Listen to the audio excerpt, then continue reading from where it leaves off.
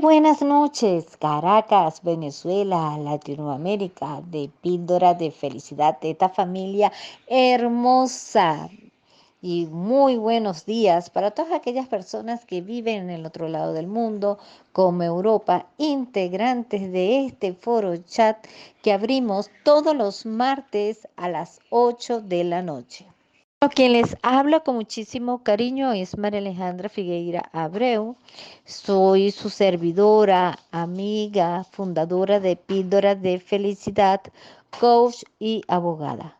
Para mí es un placer atenderlos a todos ustedes y llevarle la producción a este foro chat para llevarles herramientas de bienestar a toda Venezuela y al mundo entero.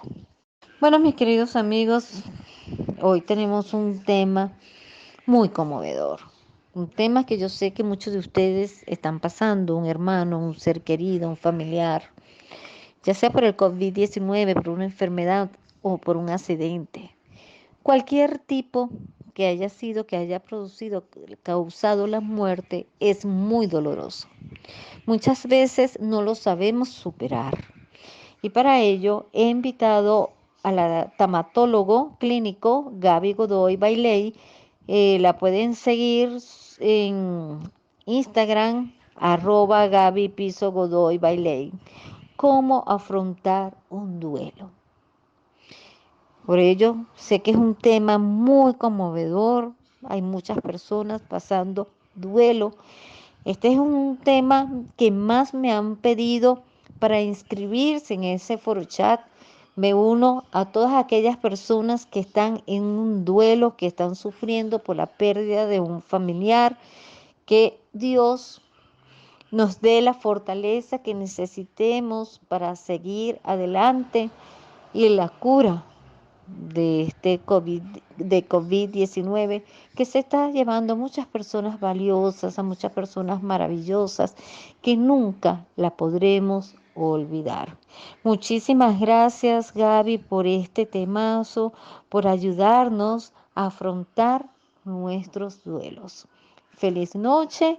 A las 8 abriremos el foro chat con nuestra invitada y cuando ella culmine, le dará la entrada para que ustedes realicen todas las preguntas necesarias pertinentes a este tema, cómo afrontar un duelo. Mis queridísimos todos, bueno, yo encantadísima de estar con ustedes, con esta comunidad hermosa de Píldora de Felicidad. Agradecidísima infinitamente a María Alejandra por la invitación y a cada uno de ustedes que nos acompañen en este tema tan, pero tan importante en nuestras vidas. Un poquito para presentarme, sí, tal como dijo María Alejandra, mi nombre es Gaby Godoy Bailey y soy tanatólogo clínico. Estudié tanatología aquí en México y a eso me dedico, al acompañamiento tanatológico. Muchas personas se preguntarán porque sé que es una disciplina que no es conocida por todos y se preguntarán en qué consiste esto de la tanatología. La tanatología es una disciplina que consiste en acompañar a las personas en sus procesos de duelo. Este acompañamiento se hace de una manera amorosa, empática y con conocimiento de cómo son estos procesos que tal como más adelante se los voy a comentar, son procesos que vivimos cada uno de nosotros en nuestras propias maneras, en nuestras propias formas, en nuestros propios tiempos. Y es que es una tendencia muy generalizada en el ser humano a intentar evadir estos temas de muerte y duelo. Los tratamos como temas tabú porque quizás generen en nosotros incomodidad o puedan generar emociones o inclusive nos contacta con nuestra propia vulnerabilidad. Y es por ello que yo creo fundamental que se creen estos foros como los que estamos hoy, en los que estamos hoy reunidos, para ventilar, para compartir, para hablar de estos temas que son tan naturales en la vida y que en la medida que los podamos compartir podemos enriquecernos y podemos liberar y trabajar de una manera mucho más sana todas nuestras emociones. Entonces, ¿qué es el duelo? El duelo es nuestra respuesta natural, normal, temporal y esperada ante una pérdida significativa. ¿Cuáles son las pérdidas significativas? Cuando pensamos en duelo, pensamos directamente en el fallecimiento de un ser querido, ¿ok? Pero también hay otras pérdidas significativas como la pérdida del trabajo, la pérdida de la salud, pérdida de pareja, pérdida del país cuando en casos de duelo migratorio. Entonces, es lo que es significativo para nosotros, perdemos su forma de relacionarnos como veníamos acostumbrados a hacerlo, y entonces pasamos por un proceso de duelo que es simplemente nuestra reacción ante ese cambio. Eh, el- Todos estos cambios generan en nosotros afectaciones en todas las dimensiones del ser humano. Recuerde que el ser humano tiene, tiene una dimensión biológica o corporal, emocional, mental, social y espiritual. Y todo nuestro ser se ve afectado ante estos cambios. Es importantísimo recordar que al igual que cada uno de nosotros somos únicos e irrepetibles, nuestros procesos de duelo y la forma y los tiempos en que nosotros transitamos cada duelo también es único e irrepetible. Es como esta huella dactilar que no es única para cada uno de nosotros y para cada uno de nuestros procesos. Es por ello que no hay una receta única, una receta mágica. La gente pregunta muchísimo, ¿cuánto tiempo voy a estar transitando este proceso de duelo? Pues cada quien va a vivir estos procesos de una manera muy personal, y por eso también es importante recordar que no podemos comparar los procesos, porque no nos podemos comparar nosotros mismos, ¿no?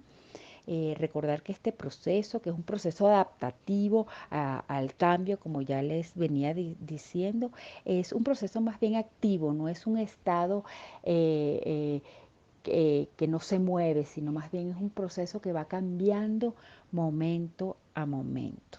Un aspecto del duelo que es importantísimo recordar es que el duelo no es un proceso lineal.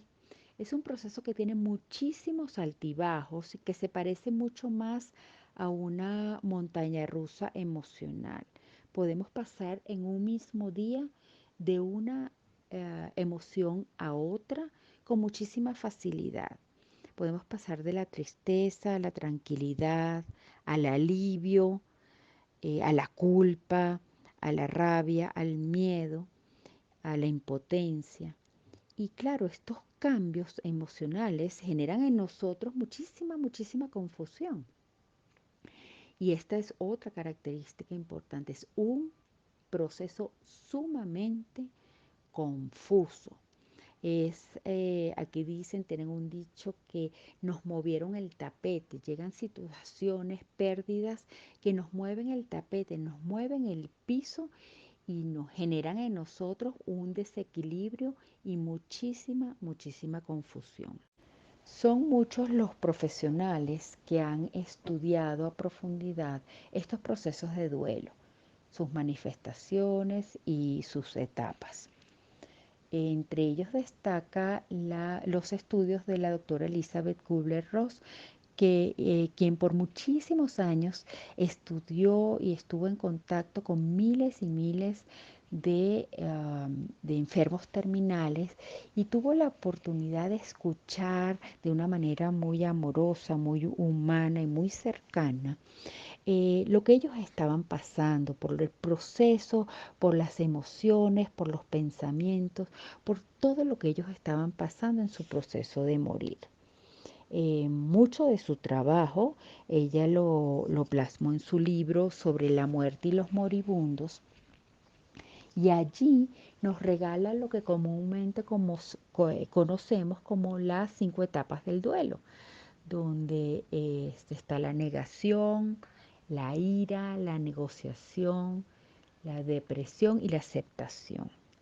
Ella aclara que estas etapas no vienen necesariamente en orden, no pasamos todos no pasamos por las mismas etapas y podemos pasar de una a otra indistintamente. Yo creo que eso es importante tomarlo en cuenta porque muchas veces cuando hablamos de etapas em, nos imaginamos que viene primero una etapa uno, una etapa 2 y no es así. Pudiéramos pasar, y ya lo vimos, que se parece más bien a una montaña rusa emocional, podemos pasar de una emoción a otra. Más bien son como manifestaciones naturales de este proceso de duelo. También están los estudios del doctor Robert Neymeyer, que habla de 3 ciclos del duelo y habla de evitación, asimilación y reorganización o acomodación. También está la psicólogo Pilar Sordo, que nos habla de shock, ira, tristeza y reconciliación con el duelo. Y todos ellos hablan de la importancia de entender que no son etapas consecutivas, que son etapas, son más bien manifestaciones que naturalmente atravesamos en estos procesos. Y un poquito ahondando en lo que les comenté inicialmente sobre cómo afecta una pérdida significativa a todo nuestro ser, a nuestro ser integral en todas las dimensiones de nuestro ser, la dimensión física, emocional, mental, social y espiritual. Quería compartir con ustedes un poquito cuáles son esas manifestaciones que son normales y que comúnmente vemos y vivimos cuando estamos en procesos de duelo. Emocionalmente, pues todas esas emociones que muchas veces se presentan de manera inesperada y muchas veces de manera muy, muy intensa. La tristeza, la rabia, culpa, sentimiento de soledad, impotencia, shock o incredulidad, miedo. Todo esto son emociones naturales y esperadas en estos procesos. Cognitivamente también es muy, muy común que nos afecten nuestra capacidad de concentración. Estamos preocupados, hay mucha confusión, como ya les comenté. Y bueno, estos cambios de estados anímicos muchas veces inesperados. Conductualmente pudiésemos atravesar por trastornos del sueño, trastornos alimenticios.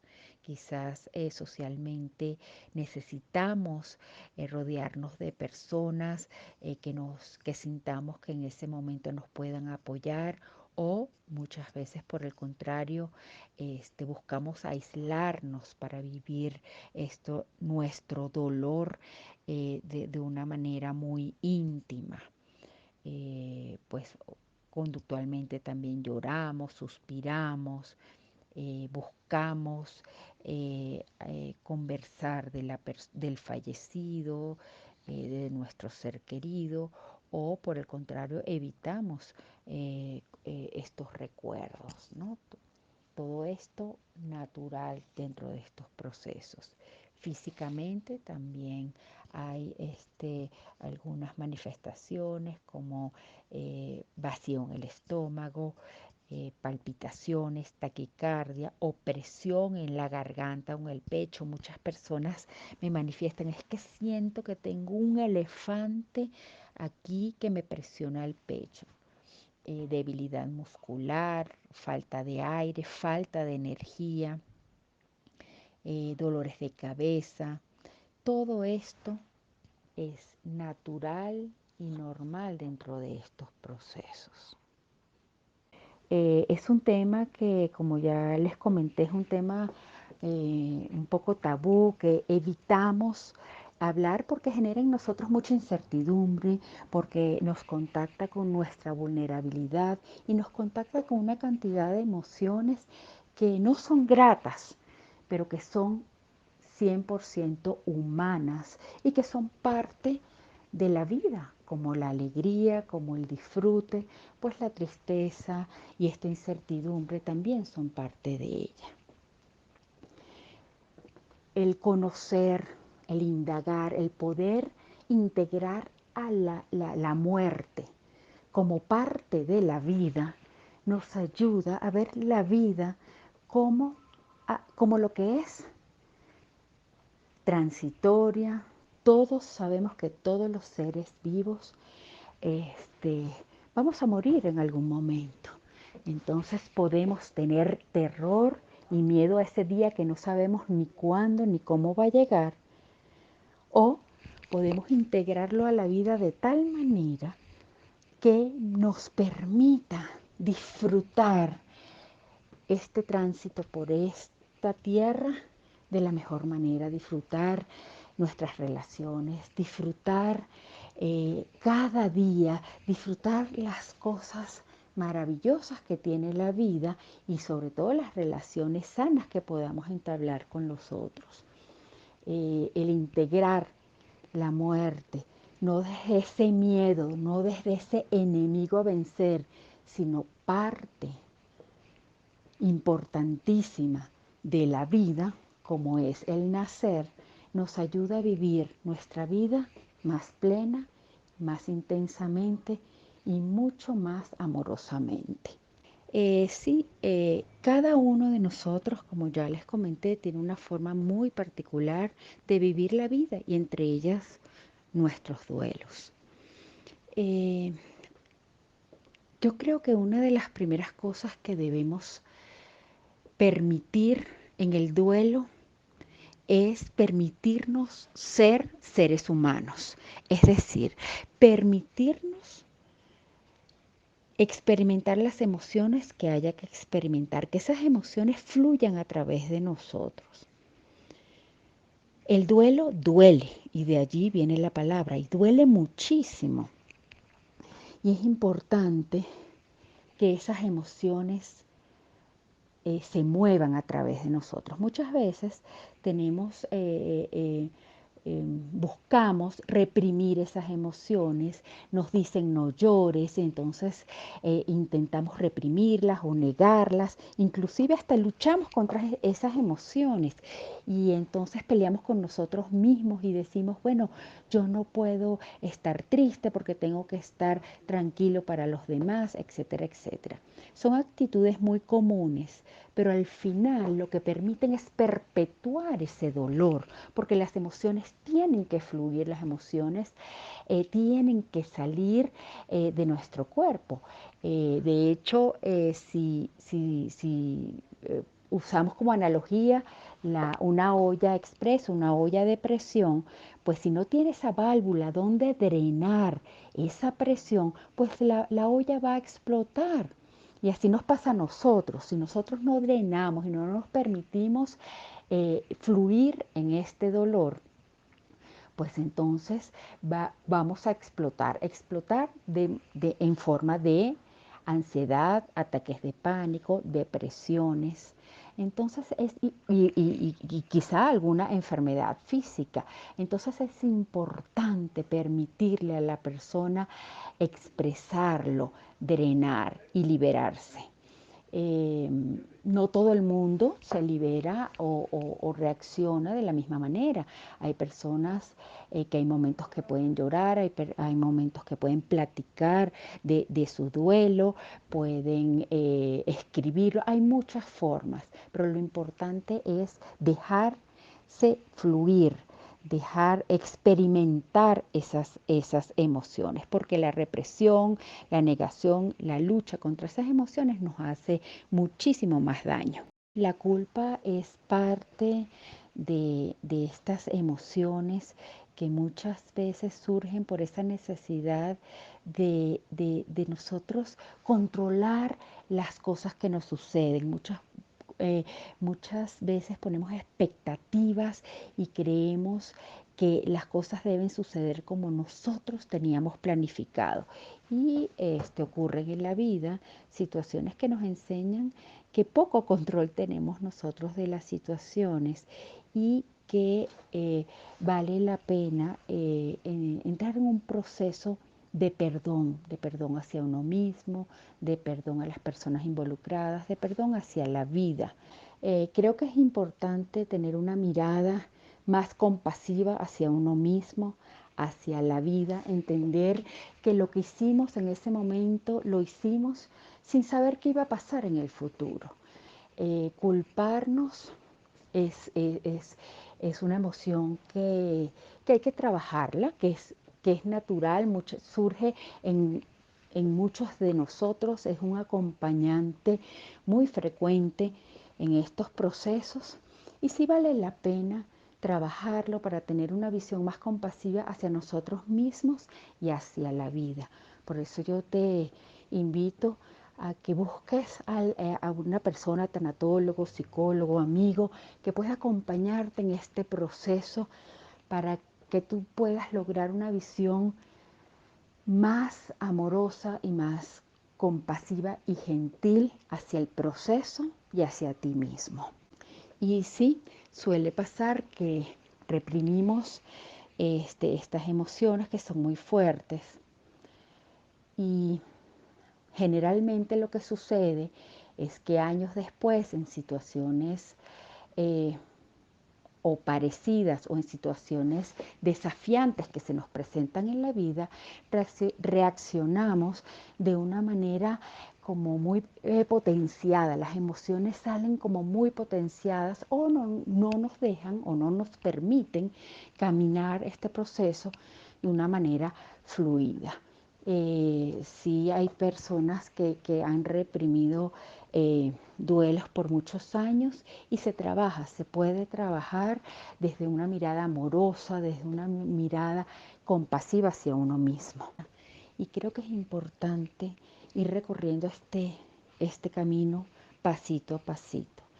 Eh, es importante permitirse vivir las emociones para drenar y luego entonces hacer lo que hay que hacer, cuidar a tus tíos y todas esas actividades, pero de una manera mucho más equilibrada y, y liviana, porque si vamos cargando con esas emociones, pues vamos cargando con un peso adicional. Por otro lado, es muy importante que busques en qué personas apoyarte, en qué personas, en qué actividades que te ayuden a drenar. Quizás el cuerpo necesita moverse, necesita alimentarse adecuadamente, necesita dormir adecuadamente. Entonces es buscar autocuidados, que tú te cuides también, al igual que tú cuidas a otras personas, cuidarte a ti mismo. Los autocuidados son fundamentales. Autocuidados desde el área física, comer, dormir, etcétera, etcétera, hacer ejercicio, pero también desde la parte social, buscar qué personas te pueden apoyar, buscar alguna práctica como meditación, oración, que te dé paz a tu corazón y que puedas transitar esto de la mejor manera. Agradecerles infinitamente. Primero a María Alejandra por la invitación y luego a cada uno de ustedes por compartir con nosotros este espacio de reflexión, este espacio de este tema tan, pero tan importante, pero que muchas veces nos cuesta abordar. Yo estoy a sus órdenes, ya tienen mis redes sociales y yo estoy para cualquier pregunta o cualquier sesión que necesiten, tanto individual como familiar. Aquí estoy para ustedes. Yo los abrazo muy, muy apretadito, con mucho agradecimiento. Y les voy a compartir una pequeña historia que a mí me gusta muchísimo y que creo que les va a servir para reflexionar. Los abrazo muy apretadito a cada uno. Gracias. Se cuenta que un año antes de su muerte, Franz Kafka vivió una experiencia insólita. Estaba paseando por un parque en Berlín y se encontró una niña que estaba llorando desconsolada. La niña había perdido a su muñeca. Para calmar a la pequeña, Kafka, el autor de la Metamorfosis, le ofreció buscar a la muñeca y la buscaron por todo el parque sin lograr conseguirlo. Y se dispuso a reunirse con ella en el mismo lugar al día siguiente. Incapaz de encontrar la muñeca, compuso una carta escrita por la muñeca y que le leyó cuando se reencontraron. La carta decía: he salido de viaje para ver el mundo. Te voy a escribir sobre mis aventuras. Y ese fue el comienzo de muchas cartas que narraban las peripecias de la extraordinaria muñeca en diferentes rincones del mundo. Cuando él y la niña se reunían, él le leía esas cartas cuidadosamente compuestas de aventuras imaginarias sobre su querida muñeca. La niña fue consolada. Cuando las reuniones llegaron a su fin, Kafka le regaló una muñeca. Ella, obviamente, se veía diferente a la muñeca original. Una carta adjunta explicó: mis viajes me han cambiado. Muchos años más tarde, la chica, ahora ya crecida, encontró una carta metida en una grieta desaparecida dentro de la muñeca. En resumen, decía: cada cosa que amas es muy probable que la pierdas, pero al final el amor volverá de una manera diferente.